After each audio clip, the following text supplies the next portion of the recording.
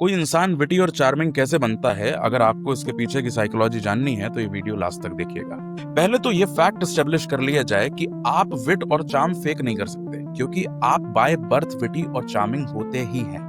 बस उसको psychologically unlock करना होता है। ज्यादातर लोग क्विक रिप्लाई इसलिए नहीं कर पाते because they get stuck in their own head. They overthink how they will sound और what others might think. Wit और charm is about how your mind processes social moments.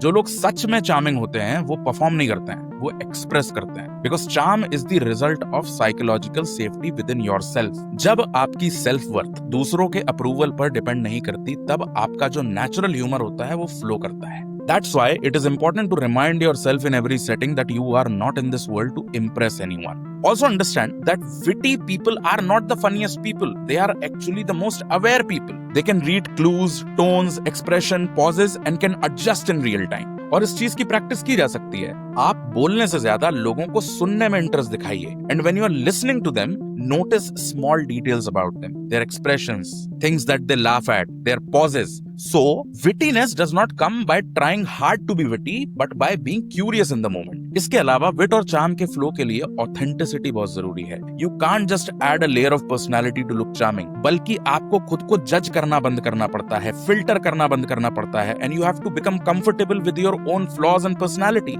And last but not the least, wit comes from cognitive flexibility. मतलब कि आप एक thought से दूसरे thought पर कितनी जल्दी स्विच कर सकते हैं। Having said that, cognitive flexibility improve करने के लिए मैं आपको कुछ तरीके बताता हूँ। पहला है, when someone says something negative about you, instead of rejecting them or defending yourself, you can accept their comment. Like, अगर कोई आपसे कहे कि यार तेरा तो सबसे ब्रेकअप हो जाता है, तो बोलो यार क्या कर सकते हैं, हर कुत्ते को ही हजम थोड़े होता है। इससे आप अपने दिमाग को ट्रेन करते हैं not to fight reality and not to take things personally, क्योंकि ज्यादातर बार जब आप फ्रीज हो जाते हैं वो इसलिए क्योंकि आप चीजों को पर्सनली ले लेते हो। दूसरा है कि आप अपने डेली पैटर्न्स ब्रेक कर सकते हो, जैसे कि एक दिन टूथब्रश उल्टे हाथ में पकड़ के कर लो। अब होता यह है कि आपका दिमाग जो है वो पैटर्न्स पसंद करता है, क्योंकि उसको सरवाइव करने के लिए एनर्जी प्रिजर्व करनी है, लेकिन स्ट्रेंथ जो है वो कंफर्ट में डेवलप नहीं होती। जब आप पैटर्न्स ब्रेक करते हो, it strengthens your prefrontal cortex. It's the part of your brain which is responsible for cognitive flexibility, creativity and decision making. And last but not the least, think of those moments when you felt speechless and